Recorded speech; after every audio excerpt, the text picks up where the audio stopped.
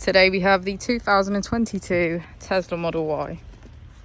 This vehicle has done just over 40,000 miles. It has an automatic transmission and a fully electric motor. On our user interface we have an overview of the vehicle. This allows us to open the bonnet, charging port and boot, all from within inside the car. If we click on our Tesla icon in the bottom right, we can access our controls, dynamics, charging, autopilot, schedule, safety, service and software. Within safety we have advanced features such as a pin to drive and a glove box pin. If we go back into software and click on additional vehicle information, we can get a deeper analysis of the vehicle spec.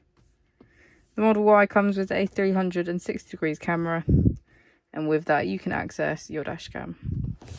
As we go into the back of the vehicle, we can see that it has a full leather black interior and get a good view of our panoramic roof.